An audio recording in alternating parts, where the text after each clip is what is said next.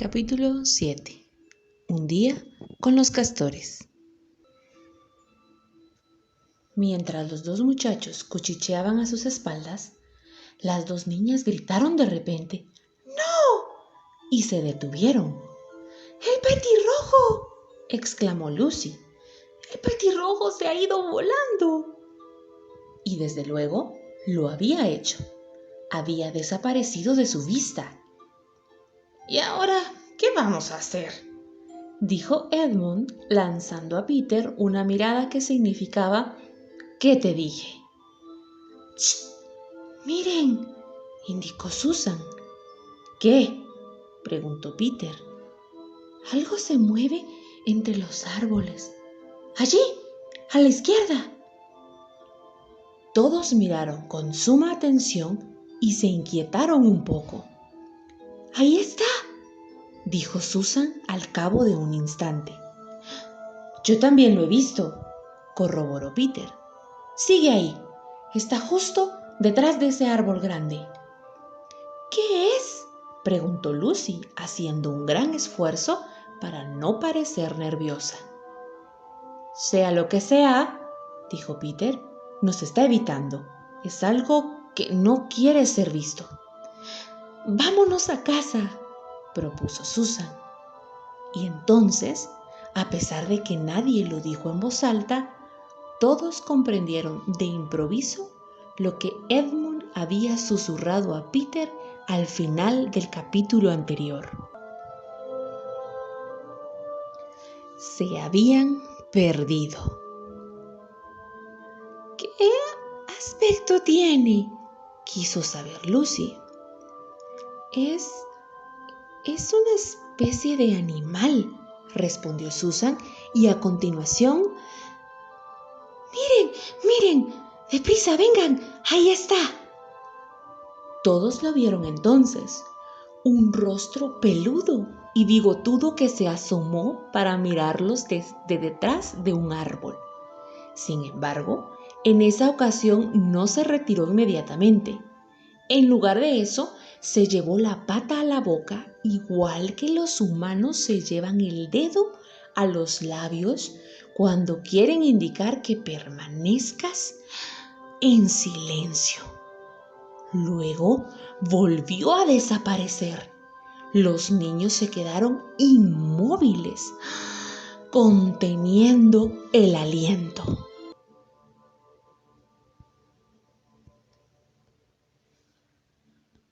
Al cabo de un momento, el desconocido salió por detrás del árbol. Dirigió una veloz mirada a su alrededor, como si temiera que alguien estuviera espiando, y dijo: «¡Shh!». A continuación, les hizo señas para que se reunieran con él en la parte más espesa del bosque donde se encontraba, y volvió a desaparecer. «Sé lo que es», anunció Peter. «Es un castor. Le he visto la cola». «¿Quiere que vayamos hacia donde está él?», dijo Susan. «Y nos advierte que no hagamos el menor ruido». «Lo sé», asintió Peter. «La cuestión es, ¿vamos hacia él o no? ¿Qué te parece, Lu?» «Parece un castor muy simpático», respondió Lucy. «Sí, pero ¿cómo sabemos que lo es?», se apresuró a decir Edmund. «¿No tendríamos que arriesgarnos?», dijo Susan. «Quiero decir, de nada sirve quedarse aquí y tengo muchas ganas de cenar». En aquel momento, el castor volvió a sacar la cabeza por detrás del árbol y les hizo enérgicas señas para que se acercaran. «Vamos», decidió Peter, «hagamos la prueba. Quedémonos muy juntos. Debemos o deberíamos ser dignos rivales para un castor si resulta que fuera un enemigo». Así que los niños se juntaron, avanzaron hasta el árbol y lo bordearon. Y allí efectivamente encontraron al castor. Pero éste retrocedió aún más, a la vez que les decía en un susurro ronco y gutural: más adentro, justo aquí. No estamos a salvo, en campo abierto.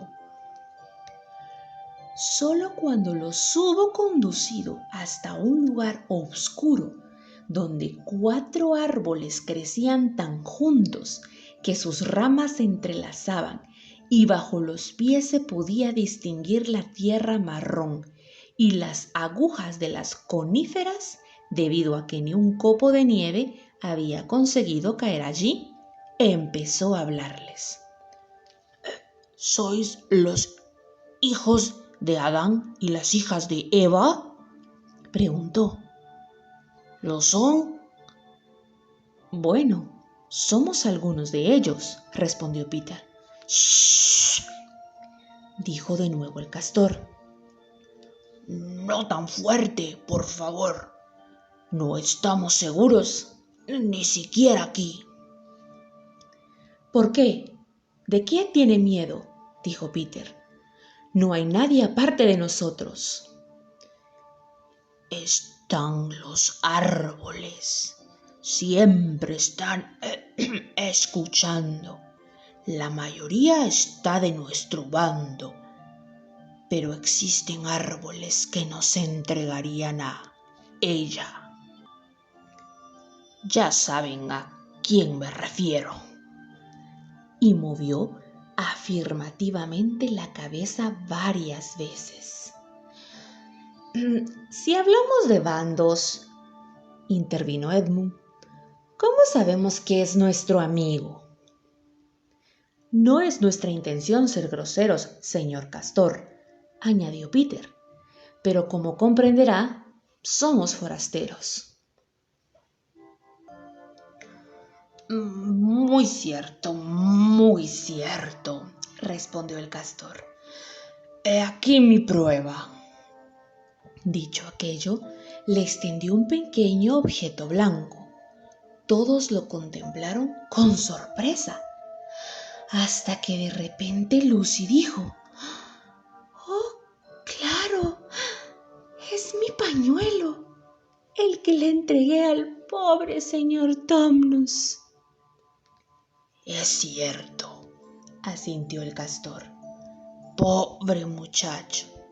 Se enteró del arresto antes de que sucediera y me entregó esto. Dijo que si le sucedía algo, debía encontrarme contigo aquí y conducirte a... Llegado a aquel punto, la voz del animal se apagó y les dedicó 1 o 2 misteriosos movimientos de cabeza. Luego, haciendo una señal a los niños para que lo rodearan tan de cerca como pudieran, de modo que sus bigotes le hicieron cosquillas en el rostro, añadió en un susurro apenas audible: Dicen que Aslan está en camino. Puede que haya llegado ya. Entonces sucedió algo muy curioso.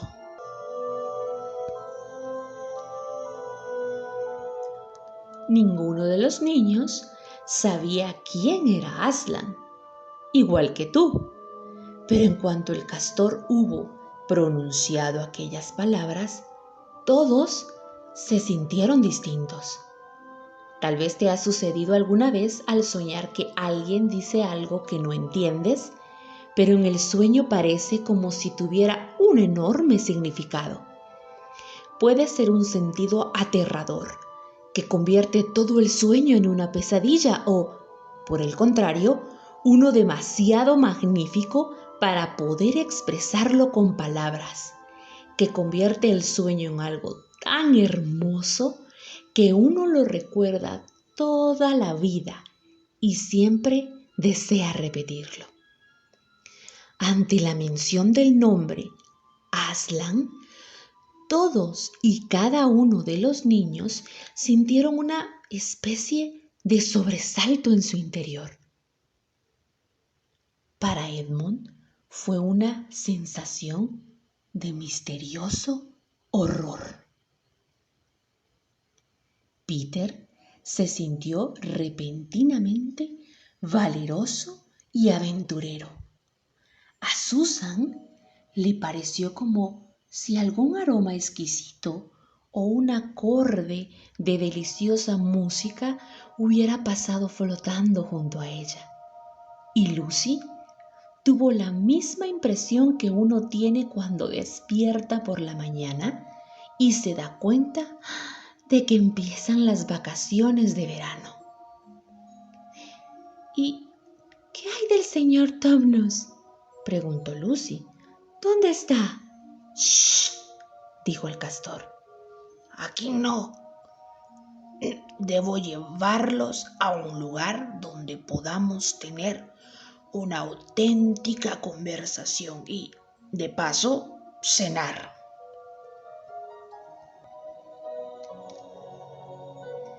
Nadie, excepto Edmund, tuvo la menor dificultad entonces en confiar en el castor, y todos, incluido Edmund, se sintieron muy contentos al escuchar la palabra cenar. Por consiguiente, todos apresuraron el paso tras su nuevo amigo, que los condujo a un ritmo sorprendentemente rápido, y siempre por las zonas más espesas del bosque, durante más de 1 hora. Todos comenzaban a sentirse muy cansados y hambrientos cuando de improviso los árboles empezaron a ser más escasos frente a ellos y el terreno descendió en una pronunciada pendiente. Al cabo de 1 minuto salieron a cielo abierto, con el sol brillando aún, y ante sus ojos apareció un magnífico panorama. Estaban de pie en el borde de un valle escarpado y estrecho, por cuyo fondo discurría, al menos habría fluido de no haber estado congelado, un río bastante grande. Justo debajo de donde estaban se había construido un dique a través del río, y cuando lo vieron, todos recordaron de improviso que los castores se pasan la vida construyendo diques y tuvieron casi la completa seguridad que el señor Castor había construido aquel. También observaron que en ese momento su compañero lucía una especie de expresión humilde, la clase de expresión que muestra cualquiera cuando alguien visita un jardín que ha creado o lee un relato que ha escrito. Así pues, no fue más que simple cortesía normal y corriente que Susan dijera: ¡qué dique más bonito!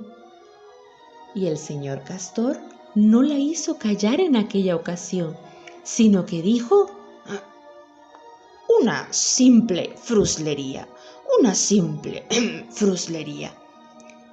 y en realidad no está terminado.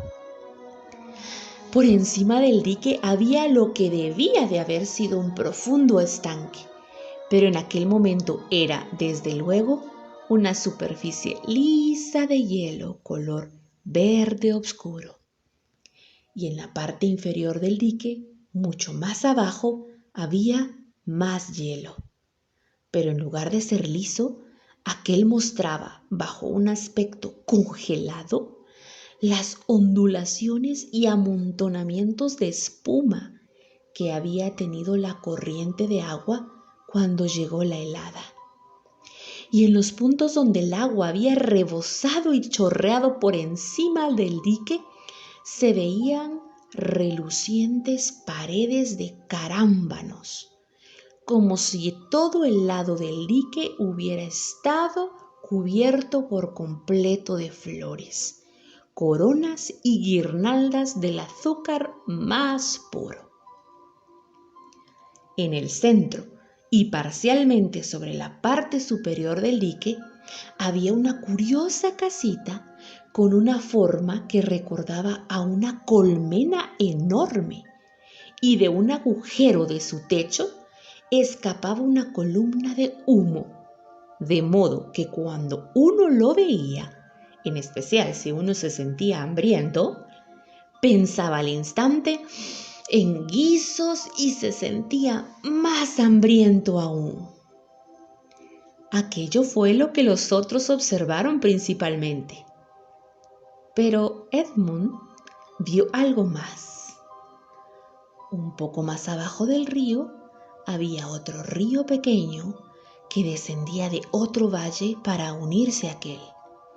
Y al alzar la vista hacia el valle, Edmund distinguió dos colinas bajas y estuvo casi seguro de que eran las dos colinas que la bruja blanca le había mostrado cuando se separó de ella en el farol aquel día. Por lo tanto, entre ellas, se dijo a sí mismo, debía de estar su palacio, a solo 1,5 kilómetros o incluso menos. Se puso a pensar entonces en las delicias turcas y en la idea de convertirse en rey, preguntándose al mismo tiempo qué le parecería aquello a Peter. Y una serie de horribles ideas acudieron a su mente. Ya hemos llegado, anunció el señor Castor. y parece que la señora Castor nos está esperando. Yo iré adelante, pero tened cuidado y no se vayan a resbalar. La parte superior del dique tenía anchura suficiente para poder andar por encima, aunque no resultaba, para los humanos, un lugar agradable por el cual pasar, pues estaba cubierta de hielo. Y a pesar de que el embalse helado estaba a su misma altura por un lado, había un tremendo desnivel hasta el río, situado al otro lado.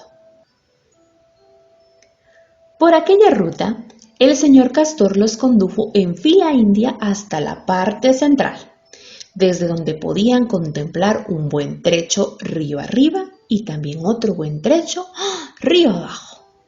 Una vez allí, se encontraron ante la puerta de la casa. Ya estamos aquí, señora Castor, dijo el señor Castor. Los he encontrado. Aquí están los hijos de Adán y las hijas de Eva. Y todos entraron. Lo primero que advirtió Lucy fue un zumbido, y lo primero que vio fue a una anciana Castor de aspecto benévolo, sentada en una esquina con un hilo en la boca, muy atareada con su máquina de coser. Y era de aquella máquina de donde provenía el sonido, el zumbido, ¿recuerdan? La señora Castor interrumpió su trabajo y se puso de pie en cuanto entraron los niños. «Así que por fin habéis venido», dijo, extendiendo sus dos ancianas y arrugadas patas. «Por fin, pensar que he vivido para este día. Las batatas están hirviendo y la tetera silbando. Y quizá el señor Castor pueda conseguirnos algo de pescado». Ya lo creo, respondió él. Salió de la casa acompañado por Peter y cruzó la helada superficie del profundo estanque hasta el lugar donde tenían un agujerito en el hielo que mantenía abierto cada día con su pequeña hacha. Llevaron también un balde con ellos. El señor Castor se sentó en silencio en el borde del agujero sin que pareciera importarle que estuviera tan helado. Miró con fijeza al interior, introdujo luego de improviso una zarpa y en un santiamén ya había sacado una hermosa trucha. Luego volvió a repetir la operación hasta que obtuvieron un buen botín de peces. Entretanto, las chicas ayudaron a la señora Castor a llenar la tetera, a poner la mesa, a cortar el pan, a colocar los platos en el horno para calentarlos, a llenar una enorme jarra de jugo para el señor Castor de un gran barril situado en una esquina de la casa, a poner la sartén en el fuego y a calentar la grasa. Lucy se dijo que los castores poseían una casita muy confortable, aunque no se parecía en nada a la cueva del señor Tumnus. No había libros ni cuadros, y en lugar de camas había literas, igual que a bordo de un barco, empotradas en la pared. Había jamones y ristras de cebollas colgando del techo, y apoyados en las paredes había botas de goma, impermeables, hachas pequeñas, pares de tijeras grandes, palas, paletas, cosas para transportar argamasa, redes de pesca y sacos. Y el mantel de la mesa, aunque muy limpio, era muy tosco. La sartén empezaba a sisear alegremente cuando Peter y el señor Castor entraron con el pescado, que este último ya había abierto con su cuchillo y limpiado en el exterior. Es fácil imaginar lo bien que olía el pescado recién capturado mientras lo freían.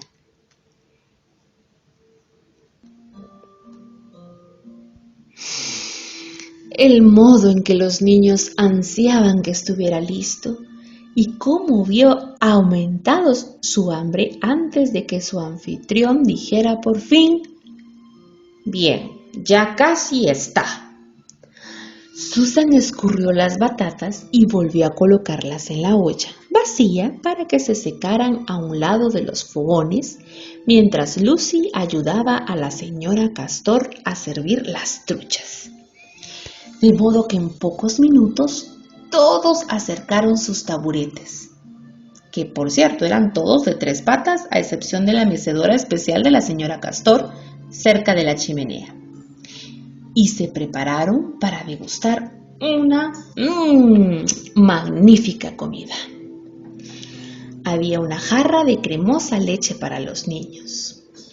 El señor Castor prefirió su jugo, y un gran trozo de mantequilla de color amarillo oscuro en medio de la mesa, de la que todos tomaron cuanto quisieron para acompañar las batatas, y todos los niños pensaron, y yo estoy de acuerdo con ellos, que no hay nada mejor que un buen pescado de agua dulce si uno se lo come recién capturado y recién salido de la sartén.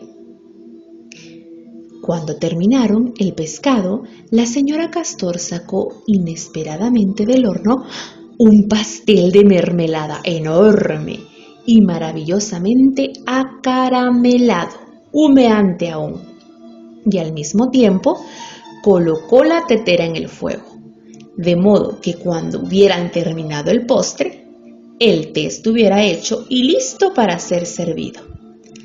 Y cuando todos tuvieron su taza de té, todos empujaron hacia atrás el taburete para poder recostarse contra la pared y profirieron un largo suspiro de satisfacción.